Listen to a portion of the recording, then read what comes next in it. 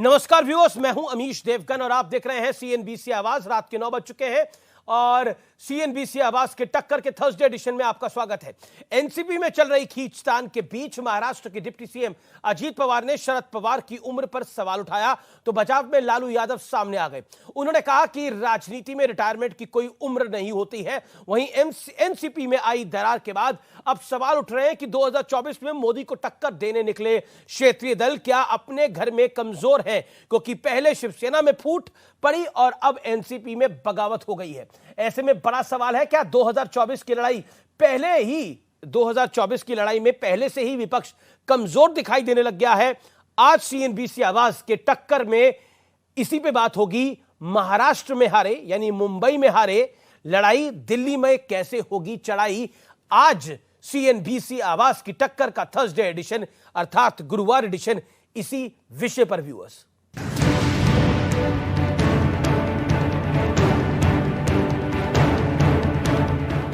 कुनबा बिखरता जा रहा है, ताकत घटती जा रही है, लेकिन निशाना 2024 पर टिका है। पार्टी टूटते ही शरद पवार बोले, हमें मोदी को हराना है। और अब लालू यादव को सुनिए। ब्लड टेस्ट कराने का आज दिल्ली में ही होता है, इसलिए हम जा रहे हैं ब्लड टेस्ट कराने। इसके बाद से लौट के आना है, जाना है बंगलुरु जाना है, नरेंद्र मोदी की विदाई का तैयारी कराना है। लालू जी अच्छा चेकअप कराएं, स्वस्थ हो जाएं, उनका ऑपरेशन हुआ है और विदाई की बात भूल जाएं। अभी उनको बहुत चिंता करनी है। चारा घोटाले की अपील की सुनवाई होनी है, रेलवे घोटाले में नई चार्जशीट आ गई है। लेकिन महाराष्ट्र से जो दो बड़े संदेश निकले हैं उसे शायद विपक्ष इग्नोर कर रहा है। महाराष्ट्र का संदेश नंबर 1, सियासत में रिटायरमेंट जरूरी है। तर भाजपमध्ये 75 वर्षानंतर रिटायर केलं जातं। अडवाणींची उदाहरण घ्या, मुरली मनोहर जोशींचं उदाहरण घ्या, 82 झालं, 83 झालं। तुम्ही कधी थांबणार आहात का नाही? महाराष्ट्र का संदेश नंबर 2, परिवारवाद की पराकाष्ठा नहीं चलेगी। का अशा प्रकारचं चित्र राज्यामध्ये निर्माण केलं जातं? काय आम्ही कुणाच्या पोटी जन्माला आलो नाही, ही चूक आहे आमची। लेकिन लालू यादव को सुनिए, जो कह रहे हैं कि राजनीति में रिटायरमेंट किस चिड़िया का नाम है। उनको कहने से रिटायर हो जाएंगे। वो बुढ़ा आदमी रिटायर होता है करके, राजनीति में रिटायर नहीं होता। लेकिन बड़ा मुद्दा ये भी है कि अजित पवार खुलकर ये कह चुके हैं कि देश में पीएम मोदी का करिश्मा है। 2024 में बीजेपी की वापसी भी तय है। अजित पवार का दावा है कि खुद शरद पवार भी ये बात कबूल कर चुके हैं। ऐसे में बड़ा सवाल यही है कि जो महाराष्ट्र में हुआ, क्या वही पूरे राष्ट्र में भी होने जा रहा है? आज इसी पर होगी देश की सबसे बड़ी बहस। महाराष्ट्र का संदेश, 2024 का जनादेश।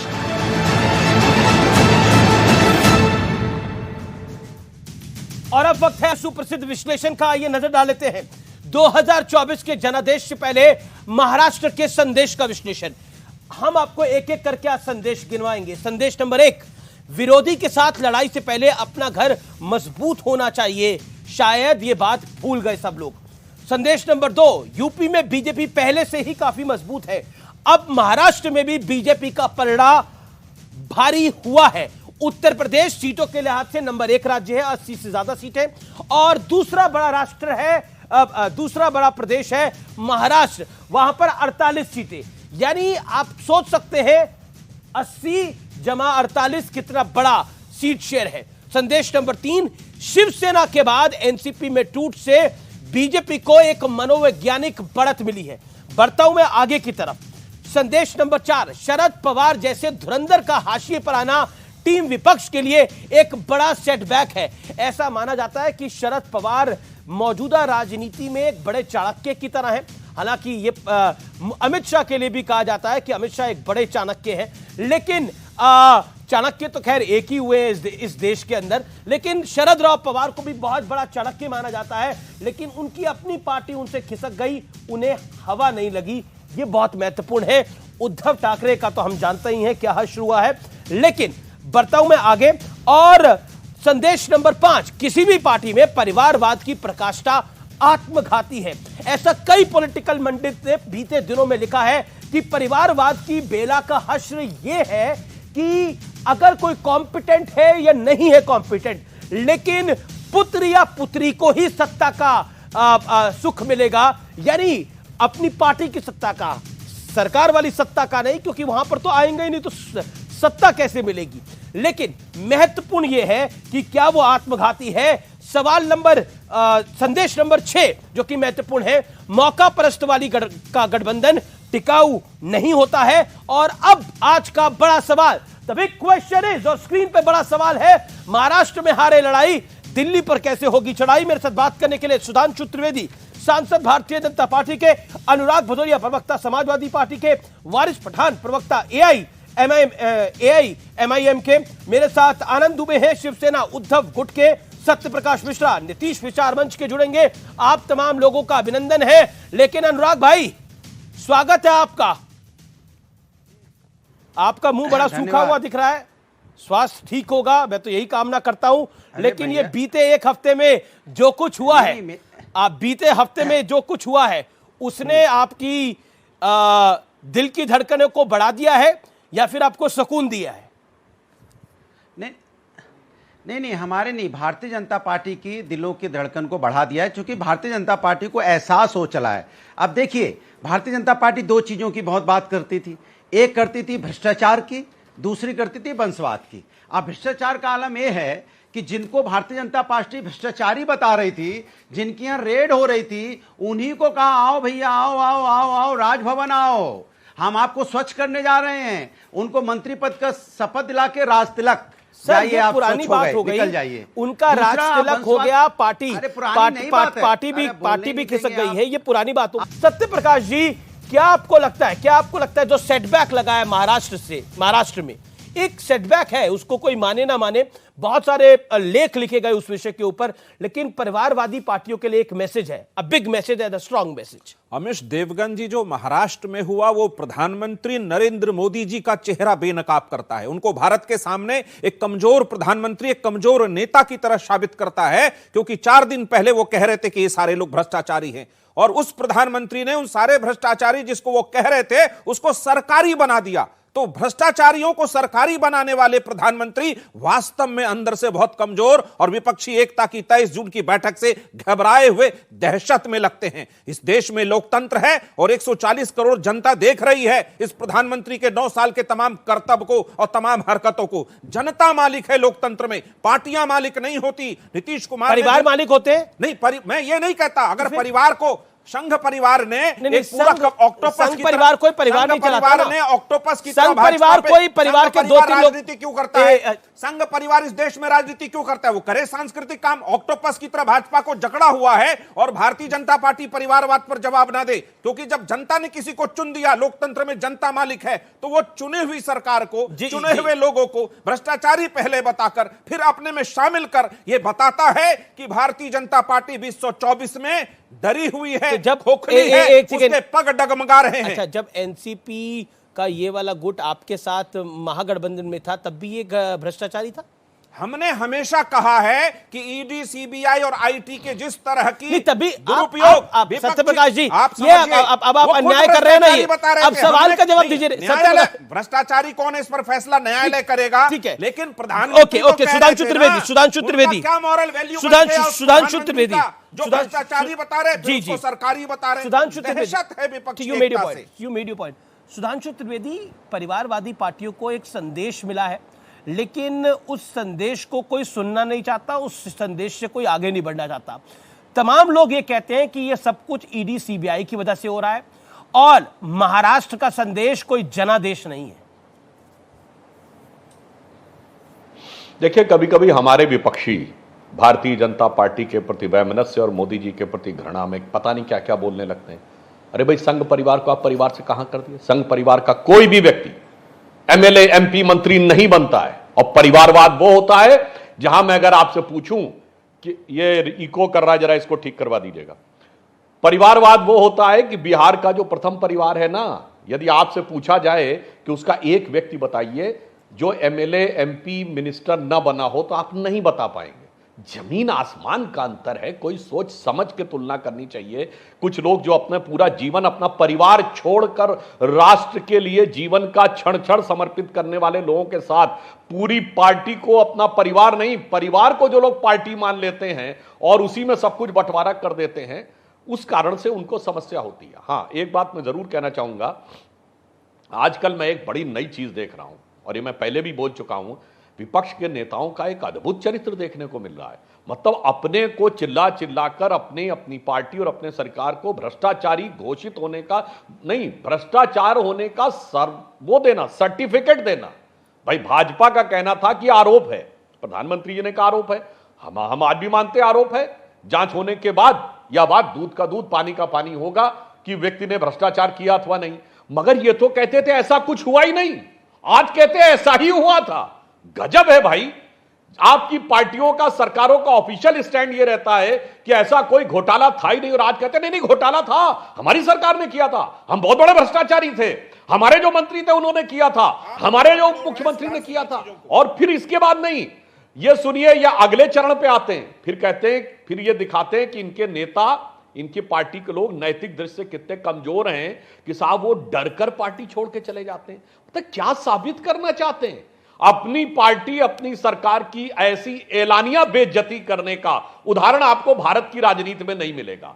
मान्यवर, मैं एक बात कहना चाहता हूं, जो आप कहना चाहते हैं ना, जो झूठे और फर्जी केस क्या होते हैं, जैसे आप लोगों ने लगाए थे हिंदू आतंकवाद के, कितने लोग हमारे पार्टी छोड़ के चले गए थे बताइए? गुजरात के कितने मंत्रियों, विधायकों पे आपने झूठे केस लगाए, गया कोई पार्टी छोड़ के?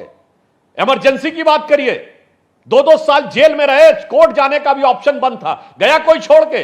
अंतर होता है। हकीकत यह है कि आप सब भ्रष्टाचार के गुनहगार हैं, और 2014 से पहले भी एक पार्टी बता दे जिसका नेता एजेंसी और कोर्ट कचहरी का चक्कर ना काटा हो। हकीकत यह है। इसलिए अपनी, कम से कम अपने मुंह से इतनी बेइज्जती मत करिए जो सारे लोग आजकल सामूहिक रूप से करने में लगे हैं। ठीक है, मोदी जी के प्रति घृणा होगी, भाजपा। महेश तपास से मेरे साथ है, तो इज्जत का ध्यान जी। एनसीपी से महेश तपास से मेरे साथ है। महेश जी, आपके पास मैं आता हूं और आपसे सवाल पूछता हूं। आप शरद पवार गुट में हैं या फिर आप अब अजीत दादा पवार के गुट में है? यानी आप एनसीपी में हैं या फिर शरद पवार गुट में है? वो उसके हिसाब से सवाल होगा, बताइए महेश जी। बुलाने के पहले शायद आपको गेस्ट पता है। आवाज आ रही है आपको मेरी महेश जी? आपकी जानकारी के लिए पवार साहब के साथ, आप शरद पवार के साथ हैं। एक बात बताइए, अगर महाराष्ट्र में ही इतना बड़ा खेल हो गया है शरद पवार के साथ, तो देश की राजनीति में क्या होगा फिर? सेटबैक तो बड़ा है। आप तो विपक्षी एकता कर रहे थे, घर में क्या हो रहा था यही नहीं पता था।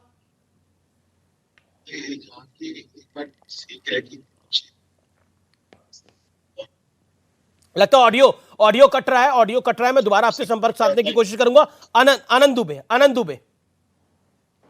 जी, आनंद जी बोलिए। महाराष्ट्र, बिहार और पश्चिम बंगाल में तीनों राज्यों में भारतीय जनता पार्टी बहुत कमजोर हो गई है।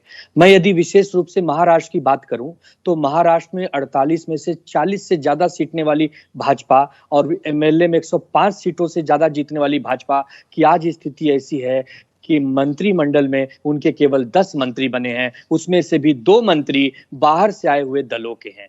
तो आज भारतीय जनता पार्टी आपसी जो उनके अंदर उलझन है उसमें उलझी हुई है। ये मैं नहीं कह रहा। आप विपक्ष की उलझन के बारे में बताइए ना। अभी टूट तो विपक्ष रहा है ना। नहीं, मैं वही बता रहा हूं। थोड़ी टूटी है महाराष्ट्र के अंदर या देश के अंदर। नितिन गडकरी साहब बीजेपी के एक बहुत बड़े नेता हैं, हमारे राज्य से आते हैं। उनका आज का बयान है कि आज की यह देश में जो टूट और फूट की राजनीति हो रही है, इससे जनता परेशान है। ये हमारे समय नहीं होता था। हम 18 साल महाराष्ट्र के विधिमंडल में सदस्य थे, लेकिन हमारे मतभेद होते थे, लेकिन मनभेद नहीं होते थे। तो गडकरी जी कह रहे हैं, सुब्रमण्यम स्वामी जी कह रहे हैं कि महाराष्ट्र में 2-5 दिनों के अंदर पर एकनाथ शिंदे जी के कुछ समर्थक उद्धव ठाकरे जी से मिल जाएंगे क्योंकि वो निराश चल रहे हैं, वो परेशान चल रहे हैं। जब मिलेंगे तो तब की तब बात करेंगे, लेकिन अभी के हालात पे तो बात करो।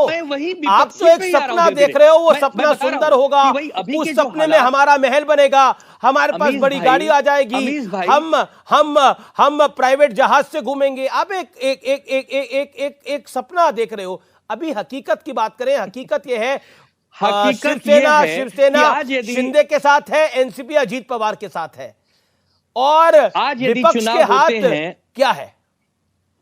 अमीश भाई, यदि आज चुनाव होते हैं महाराष्ट्र में तो 5 सीटों से ज्यादा बीजेपी को नहीं मिलने वाला, ये बात उन्हें पता चल चुकी है। यही कारण है कि भारतीय जनता पार्टी और उनके सहयोगी किसी भी चुनाव को करवाना नहीं चाहते। 1.5 साल से ज्यादा का समय बीत गया, महानगर पालिका का चुनाव ड्यू है, एक बार झांकी करके देख लेते हैं, तब बहुत कुछ कर लेंगे आगे।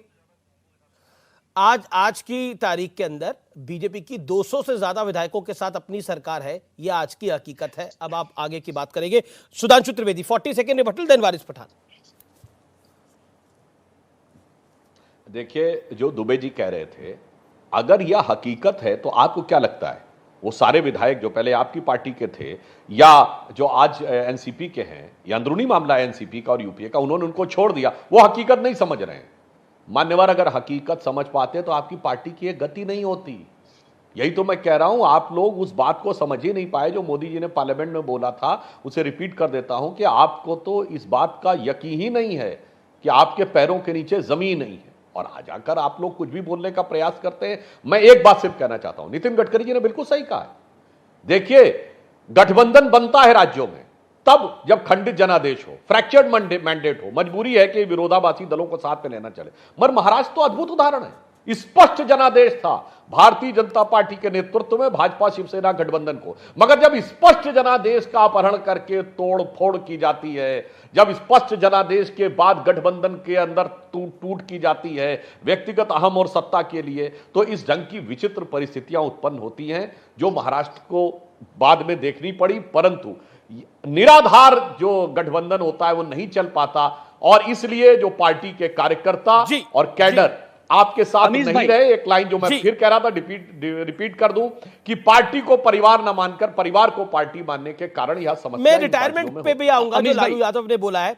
वारिस पठान, मैं आपसे सवाल पूछता हूं, क्या आपको लगता है कि राजनीति में रिटायरमेंट की उम्र होनी चाहिए? क्योंकि लालू यादव ने कहा सबसे पहली बात तो ये कि हमारे लिए तो एक तरफ बीजेपी है।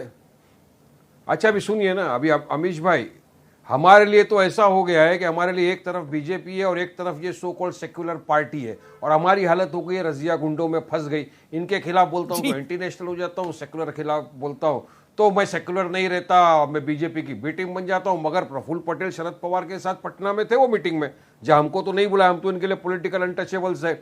मीटिंग पटाके वो आए और सीधा चले गए, बीजेपी के अंदर ज्वाइन कर दिए। अब हमको जो आज तक बीजेपी की बी टीम बोल रहे थे वो तो ऑफिशियली बीजेपी की बी टीम बन गए। अब बात नंबर 2, इतना बड़ा काम हो गया, अजीत दादा ने 30 से ज्यादा एमएलए को लेके चले गए, बीजेपी को समर्थन दे दिया, खुशी की बात थी बीजेपी के लिए। मगर इस खुशी के मौके पर मोदी जी ने, नड्डा जी ने, अमित शाह ने एक भी मुबारकबादी नहीं दी, ट्वीट नहीं किया। क्या सब खैरियत तो है कि वापस खेला होने वाला है कुछ अलग से? ये तो समझने वाली बात है अमीश भाई।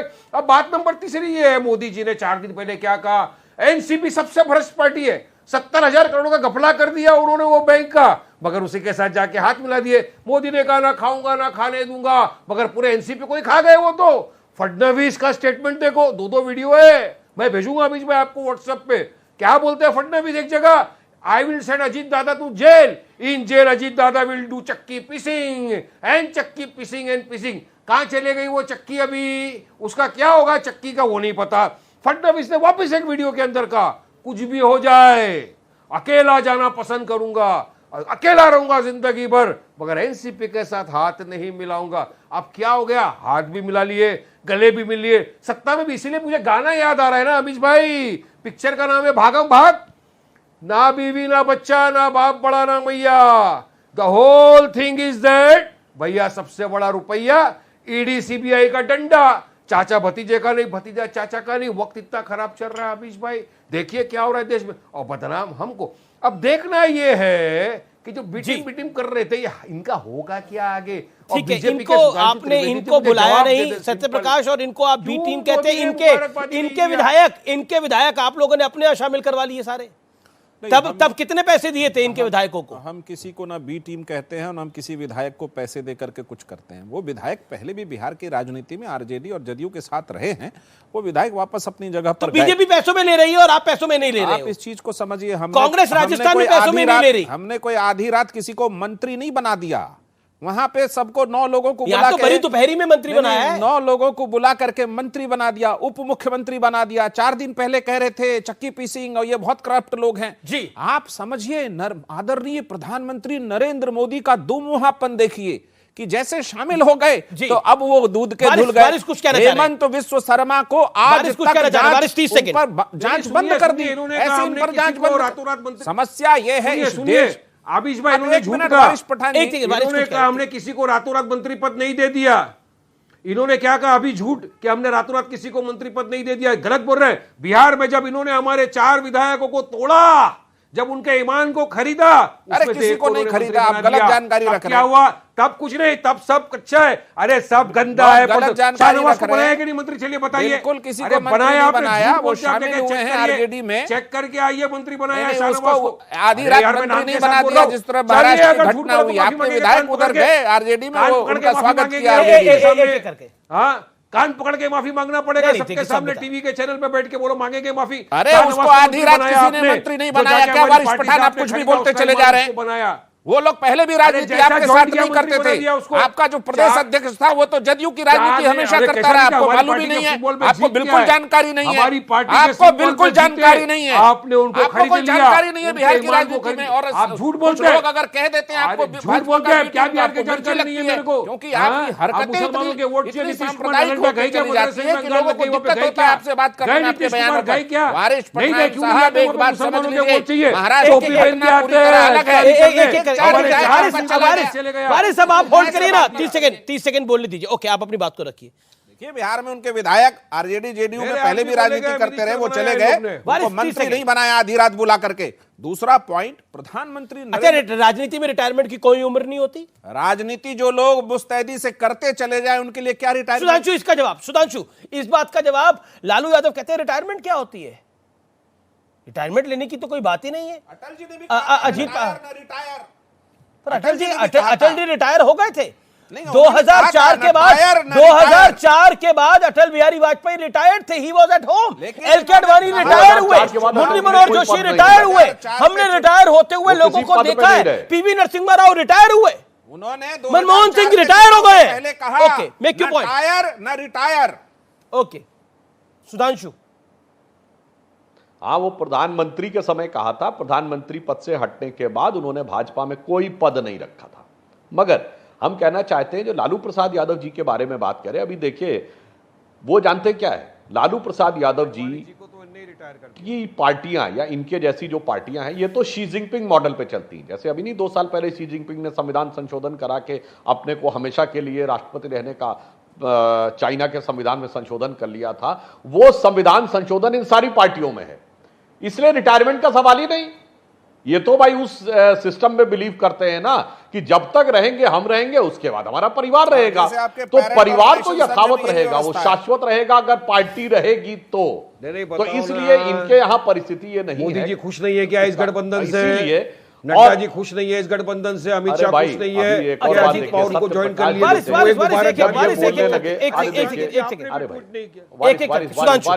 सुनिए, देखिए, वारिस जी ने एक बड़ी मजेदार बात बोली थी डिबेट के शुरू में कि मुस्लिम समाज की स्थिति हो गई कि रजिया फंस गई गुंडों में।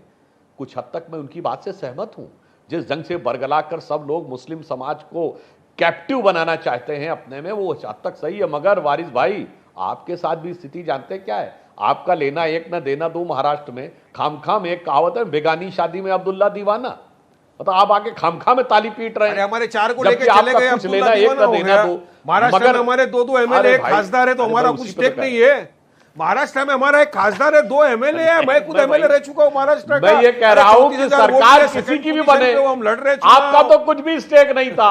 2 एमएलए वाली पार्टी थी, मगर आके आप भाषण ऐसा दे रहे हैं कि जैसे 200 एमएलए के ऊपर जो हुआ है वो सब आप तय करने वाले हैं। और आपने खुद बोला कि ना आपको विपक्ष में किसी ने बुलाया, ना सत्ता पक्ष में किसी ने बुलाया। इसीलिए तो मैं कह रहा हूं अब टीवी डिबेट पे आए तो कुछ ना कुछ बोलना था। मगर एक बात कहूंगा अमीश जी, जो बात बोली वारिस पठान ने वो तो कलेजे को चीर गई होगी सत्य प्रकाश जी के भी। वाह भाई वाह, दूसरी पार्टी के एमएलए आपकी पार्टी में आए तो हृदय परिवर्तन, और अगर आपके ही या अन्य पार्टियों के लोग दूसरे में चले जाएं तो साहब वो सबसे बड़ा अपमान, तिरस्कार और लोकतंत्र की हत्या।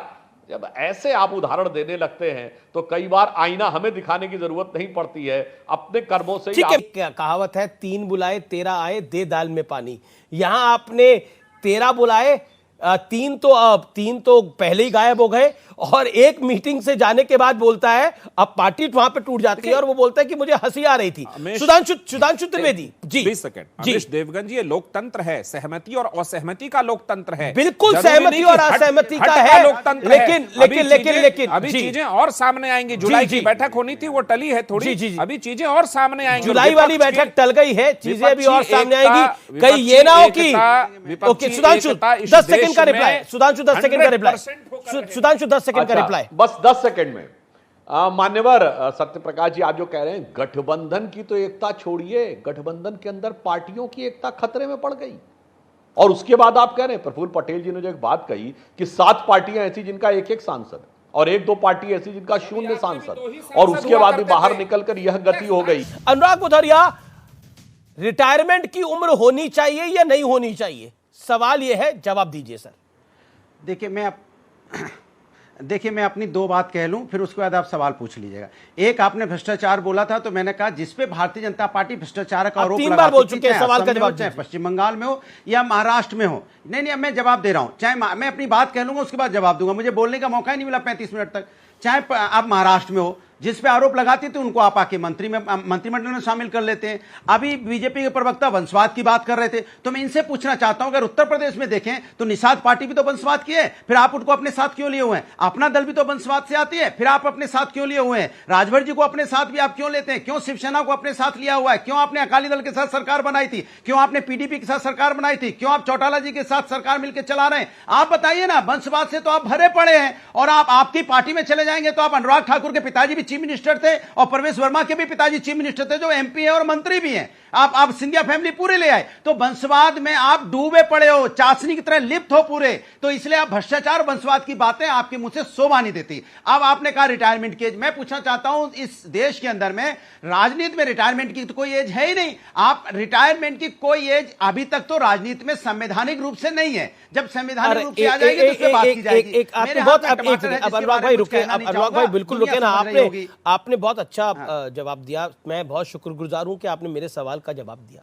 आपने बहुत अच्छे से बोला, आपने बोला राजनीति में तो रिटायरमेंट की एज ही नहीं होती। तो मुलायम सिंह यादव क्यों रिटायर होकर अखिलेश जी को सीएम बनाया? उन्होंने क्यों बनाया था? और शिवपाल को तब क्यों नहीं बनाया था सीएम?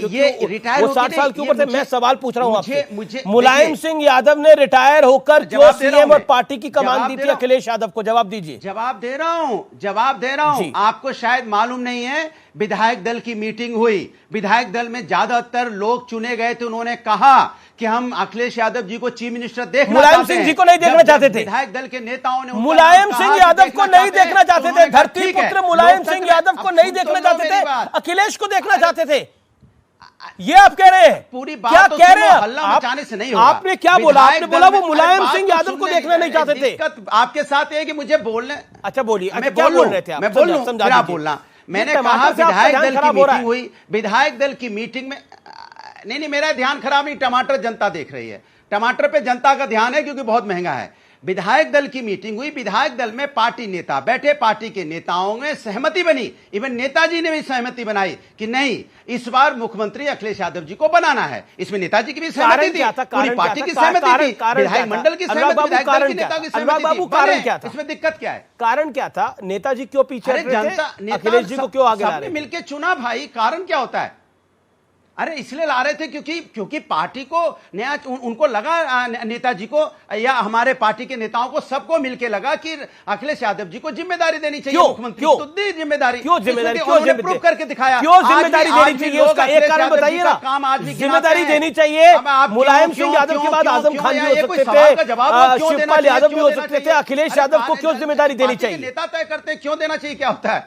अच्छा, अरे पार्टी के नेता तय करते हैं जिम्मेदारी किसको नहीं मिलेगी। आज पार्टी के नेता तय करेगा मुझे क्या जिम्मेदारी मिलेगी, नहीं मिलेगी। आज पार्टी के नेता ने तय किया मुझे प्रवक्ता बनाना, तो बनाया पार्टी के नेता ने। ये तो पार्टी के नेता तय करते हैं ना। एक खूब आप बताइए, आजम में ये देखिए, आजम खान की तुलना में, शिवपाल यादव की तुलना में क्या एक खूबी थी जिसलिए अखिलेश जी को सीएम बनाया गया? एक खूबी, मैं तो एक ही पूछ रहा हूं, ज्यादा भी नहीं पूछ रहा। ये खूबी ये थी कि पार्टी के नेता चाहते थे, पार्टी के नेताओं ने कहा कि इनको बनाना, चूंकि अभी पार्टी चाहती है, कार्यकर्ता चाहते हैं कि अखिलेश यादव जी को चीफ मिनिस्टर बनाया जाए। तो जो कार्यकर्ता लिख के देते हैं, चिट्ठियों में कार्यकर्ताओं ने नेताजी को लिख के दिया, नेताजी से आग्रह किया मिलकर, शायद आपको मालूम नहीं होगा उस दिन 7 दिनों उम्र की सवाल पे शरद पवार बोले हैं 82 हो या 92 कोई फर्क नहीं पड़ता।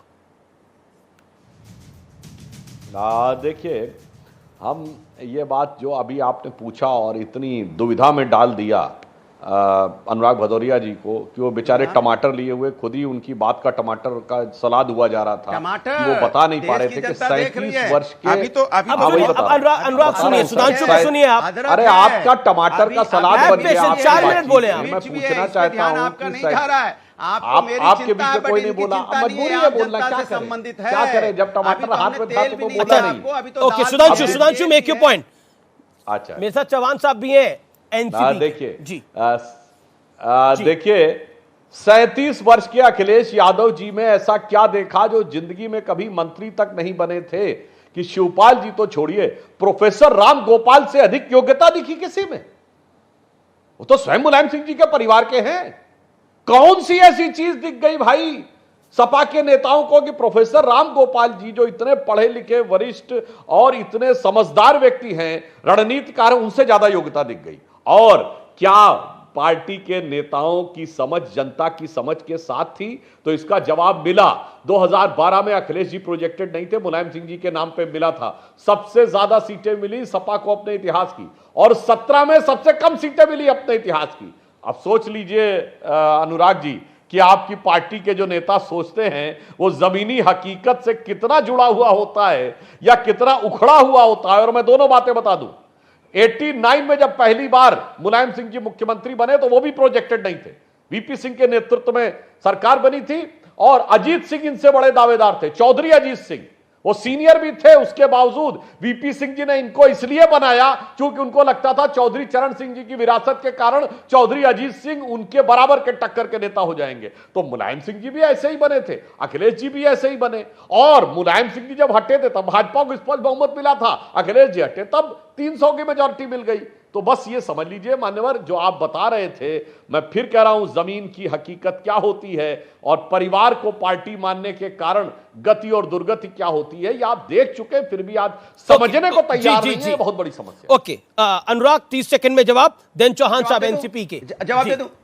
हाँ, देखिए इन्होंने योग्यता की बात पूछी तो मैं कह रहा हूं 2022 के चुनाव में सबसे ज्यादा वोट, यानी सबसे ज्यादा वोट, सुनिए, सबसे ज्यादा वोट 36% वोट समाजवादी पार्टी को मिला। इसके पहले कभी नहीं मिला था। समाजवादी पार्टी में अखिलेश यादव जी ने जो काम कराया, उसी काम का नाम और नंबर बदल के आप अपना काम बता रहे हैं। चाहे वो स्टेडियम बनाया हो, चाहे 100 डायल बनाना हो, जिसको आपने 112 कर दिया स्टेडियम में। अभी अपनी पार्टी पे फोकस करिए, अभी अपनी पार्टी पे फोकस करिए। राजभर कह रहे हैं कि आपकी पार्टी भी टूट सकती है, अपनी पार्टी पे फोकस करिए। राजभर कह रहे हैं कि अभी आपकी पार्टी भी टूट सकती है। लेकिन मेरे साथ चौहान साहब हैं। चौहान साहब, लालू यादव कह रहे हैं कि उम्र की क्या बात है, राजनीति में रिटायरमेंट की कोई उम्र नहीं होती। देखिए, पहले तो मुझे ये बोलना है कि ये प्रधानमंत्री जी का नारा है, ना खाऊंगा ना खाने दूंगा। ये मुझे लगता था कि वो पैसों के बारे में बोल रहे हैं, लेकिन आज का आपका डिबेट देख के मुझे लग रहा है कि वो टमाटर के बारे में बोल रहे हैं कि ना खाऊंगा ना खाने दूंगा, इतना महंगा बनाऊंगा। अभी दूसरी बात जो उम्र की हो रही है, वो उम्र की बात में सर आप देखिए, आपको पता है 1-2 महीने पहले शरद पवार जी ने रेजिग्नेशन दिया था। उन्होंने कहा था कि मैं रुकना चाहता हूं, लेकिन यही लोग हैं जो अजित पवार गुट में आज गए, उन्होंने कमेटी बनाई थी और उन्होंने उनका रेजोल्यूशन पास नहीं किया। उन्होंने बोला आपका रेजिग्नेशन हमें एक्सेप्टेबल नहीं है, आप ही वापस अध्यक्ष रहो, आप ही काम करो। और जब उन्होंने वापस इनका सुनकर वापस आए और काम करना शुरू किए तो इन्होंने इतनी बड़ी चुनौती इनके सामने पैदा की और अब ये चुनौती का सामना करने जा रहे हैं। तो अभी उनकी उम्र के हिसाब से उनको कहा जा रहा है कि आप अभी रुकिए, आप कितना काम करोगे, मतलब काम कैसे करें, लेकिन परिवारवाद की बेला में, परिवारवाद की बेला में एक चीज है, ये जो विपक्षी दलों का बेला था, एक सेकंड, परिवारवाद की बेला में ये जो विपक्षी दलों का, आवाज नहीं आ रही, मैं दोबारा संपर्क करने की कोशिश करता हूं। आनंद दुबे, परिवारवाद की बेला में ये जो विपक्षी दलों का मेला था, इसको तो झटका लग गया ना अमीश भाई, क्योंकि जितनी फलानी पार्टी एंड सन्स थे उन सबको झटका लगा। नहीं अमीश भाई, समय और परिस्थितियां कितनी तेजी से बदल रही हैं। जो लोग विपक्षी एकता पर तंज कस रहे थे, आज हमारे महाराष्ट्र में उनकी एकता खतरे में पड़ गई है। बड़े मंच से अजीत पवार दादा कह रहे हैं मैं कब तक उप मुख्यमंत्री बने रहूंगा, मुझे भी मुख्यमंत्री बनना है। ये सुन के बीजेपी के विधायक दल नाराज हो गए। एकनाथ शिंदे जो वर्तमान में मुख्यमंत्री हैं, उनके विधायक नाराज हो गए। तो हम ये नहीं समझ पा रहे हैं कि ये एक ही सरकार में 3-3 मुख्यमंत्री के दावेदार जब नेता आ जाएंगे तो उनकी एकता कितना दिन चलेगी? अगर उनकी एकता ही ज्यादा दिन नहीं चलेगी। आनंद जी थोड़ा संवाद कर लेते हैं। आपकी बड़ी चिंता क्या है, जो बीजेपी के खेमे में इस समय चल रहा है, या फिर आपके खेमे यानी शिवसेना चली गई है शिंदे साहब के साथ, इसके अलावा एनसीपी चली गई है अजीत पवार छगन भुजबल के साथ, तो आपके लिए ज्यादा चिंता की बात क्या है? देखिए, हमारे लिए बिल्कुल चिंता का बात नहीं है, क्योंकि जनता कहीं नहीं गई है, तो आप खुश हैं, कार्यकर्ता कहीं नहीं गए, ये जो हुआ है उससे आप प्रसन्न हैं? बिल्कुल। ये लोग जिनको जाना था ना, ये अच्छा हुआ कि समय पर चले गए। ये ज्यादा दिन हमारे साथ रहते तो दीमक की तरह ज्यादा नुकसान कर देते। वारिस पठान, ऐसा क्या कारण है कि ये भी प्रसन्न है, कह रहे जिनको जाना था वो चले गए? नहीं, सही बात है अमीश भाई। अभी आपने एज की भी बात किया तो मैं तो और एक भी पूछूंगा, सियासतदारों की तो कोई एज होती नहीं है क्या? टीवी के एंकर का भी कोई एज लिमिट लगाया है क्या? नहीं है, उसमें भी एज लिमिट। बिल्कुल एज है जी, बात नंबर तो बिल्कुल एज लिमिट है टीवी के एंकर की भी एज लिमिट है। हमारी ऑर्गेनाइजेशन में 58 साल में रिटायर कर देते हैं, है एज लिमिट। अच्छा, आपको इनका 58 साल में रिटायर कर देंगे? कर देंगे, 2 साल बाकी है आपका एज का रिटायर होने का। अच्छी बात है। अभी आप वो अनुराग भदौले जी टमाटर लेके बैठे हैं, तो मुझे याद है मैं भी एक पेट्रोल का बॉटल लेके बैठता हूं, क्योंकि वादा किया था कि पेट्रोल बिकेगा टमाटर के भाव से। हो गया उल्टा, टमाटर बिक रहा है पेट्रोल के भाव से। अब बात नंबर 3, ये चले गए जिनको जाना था, मगर कैसा गए? अब वहां क्या होने वाला है? एक जगह जब जमा हो तीनों, अमर अकबर एंटोनी, तो क्या होगा? ऐसा भी बताया उन्होंने। ये सब जो लफड़े वाली बातें वहां हो गई। अरे कोई अमर अकबर एंटोनी नहीं है, एक एकनाथ है, एक अजीत है, एक देवेंद्र है। अमर अकबर एंटोनी नहीं है, एक एकनाथ है, एक देवेंद्र है और तीसरा अजीत है। अमर अकबर एंटोनी है नहीं, अमर अकबर एंटोनी विपक्ष की मीटिंग में थे तीनों। अरे ईडी है, सीबीआई है, आईटी है, मेरा अमर अकबर एंटोनी वो है। अच्छा ठीक है, जवाब सुधांशु त्रिवेदी जवाब से चले गए वहां। सीबीआई ईडी ने इसका जवाब सुधांशु बहुत अच्छा देते हैं। जेल में नहीं भेजा, उससे ज्यादा उन लोगों ने अमर अकबर एंटोनी तक कहानी आ गई है। जवाब लगता है मोदी के काम देख के। सुधांशु जवाब। अमर मतलब सीबीआई, अकबर मतलब ईडी, एंथोनी मतलब आईटी। चले जवाब तीनों वहां पे भेज दिया इन लोगों को। उन लोगों ने जितनों को जेल में नहीं भेजा, वहां भेजा इन लोगों ने। आज इनके मुंह से बहुत अच्छी बात निकल गई, क्योंकि अमर अकबर एंथोनी फिल्म में अंततः वो तीनों भाई बुराई पर अच्छाई की विजय के लिए ही लड़ रहे थे। बहुत सारा कंफ्यूजन पूरी फिल्म में था, अंत में जाके क्लियर हो गया था।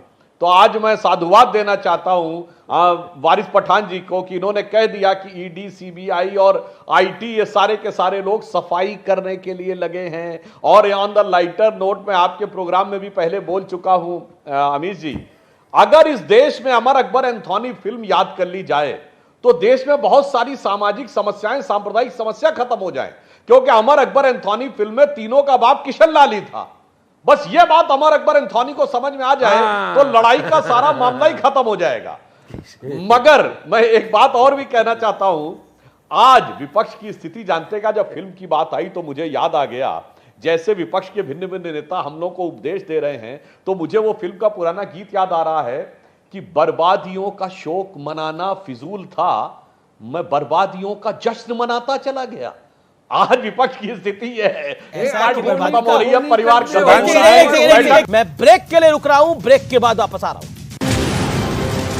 आप देख रहे हैं CNBC आवाज पे टक्कर का थर्सडे एडिशन। अब मैं आपको अपराधियों का धर्म और जाति तलाशती बेशर्म सियासत के बारे में कुछ बताना चाहता हूं, एक संवाद करना चाहता हूं। तो व्यूअर्स, रिकॉर्ड का बटन ऑन करिए। मध्य प्रदेश के सीधी से आई ये तस्वीरें इंसान और इंसानियत को शर्मसार कर देती हैं। जब मैंने ये तस्वीरें देखी तो मुझे बहुत दुख, पीड़ा और वेदना हुई। सभ्य समाज के लिए ऐसी हरकतें किसी बदनुमा दाग से कम नहीं है। सबसे पहले पूरी कहानी को समझ लीजिए। इस कांड को जो व्यक्ति अंजाम दे रहा है उसका नाम है परवेश शुक्ला, जबकि पीड़ित व्यक्ति आदिवासी समाज से जुड़ा है। इस वीडियो के सामने आने के तुरंत बाद मध्य प्रदेश की पुलिस ने आरोपी को गिरफ्तार कर लिया, उसके घर पर बुलडोजर चला दिया। सीएम शिवराज चौहान ने राज्य के गार्जियन होने के नाते पीड़ित के पांव धोकर उससे माफी मांग ली। यहां ध्यान देने वाली बात यह है कि आरोपी परवेश शुक्ला हिंदू है। आपको आश्चर्य होगा कि मैं इसके धर्म का विशेष तौर पर उल्लेख क्यों कर रहा हूं। इसकी वजह है मैं आपको बताऊंगा, लेकिन पहले याद कीजिए, इसी साल जून में भोपाल का एक और वीडियो वायरल हो गया था जिसमें विजयराम चांदनी नाम के व्यक्ति के गले में डॉग के पट्टे यानी कुत्ते के पट्टे की तरह बेल्ट बांधी गई थी और उसे जबरदस्ती बुलवाया जा रहा था कि वो धर्म परिवर्तन चाहता है। पुलिस ने फैजान, समीर और साजिद नाम के आरोपियों को गिरफ्तार कर उन पर NSA लगाया और उनके घरों पर हथौड़ा भी चला। यहां ध्यान देने वाली बात यह है कि तीनों आरोपी मुसलमान हैं। मैं एक बार फिर धर्म का जिक्र कर रहा हूं क्योंकि इन दोनों वारदातों में पहली वारदात में आरोपी हिंदू है जबकि दूसरी वारदात में आरोपी मुसलमान है, लेकिन कार्रवाई एक जैसी हुई है। आरोपियों को पहले पकड़ा, फिर उन पर NSA लगाया। इसके बाद समाज में एग्जाम्पल सेट करने के लिए घरों पर बुलडोजर और हथौड़े चलाए गए, यानी अपराधी को अपराधी की तरह देखा जाए, हिंदू हो या फिर मुसलमान, और हिंदू मुसलमान की तरह नहीं। लेकिन हमारे देश में कुछ नेता, कुछ पार्टियां, कुछ बुद्धिजीवी, कुछ तथाकथित लॉबिस्ट जिन्हें हमेशा अपराधियों का धर्म नजर आता है, जो बुलडोजर में भी मजहब तलाश लेते हैं। AIMIM के अध्यक्ष असाउद्दीन ओवैसी कहते हैं कि बीजेपी सरकारों के राज में बुलडोजर पर सिर्फ मुसलमानों का नाम लिखा हुआ है। मार्च 2021 में असाउद्दीन ओवैसी ने कहा यूपी में एनकाउंटर में 37% मुसलमान मारे गए हैं। अप्रैल 2022 में ओवैसी ने कहा जहांगीरपुर हिंसा के बाद बुलडोजर एक्शन मुसलमानों को सामूहिक सजा की तरह है। अप्रैल 2022 में मौलाना तौकीर रजा ने तो यहां तक कहा कि जिस दिन मुसलमान सड़क पे आएगा उस दिन किसी के संभाले नहीं संभलेगा। मई 2022 में राहुल गांधी ने कहा कि बीजेपी की सरकारें गरीबों और अल्पसंख्यकों को टारगेट कर रही है। आज ये मैं कहना चाहता हूं, कार्रवाई धर्म देखकर नहीं होती, कार्रवाई होती है गुनाह देखकर, और सजा भी गुनाह देख के मिलती है। इसलिए किसी गुनाहगार का धर्म नहीं देखना चाहिए। फिलहाल CNBC आवाज की टक्कर को यहीं समाप्त करते हैं। उम्मीद है आज का कार्यक्रम आपको पसंद आया होगा। नमस्कार।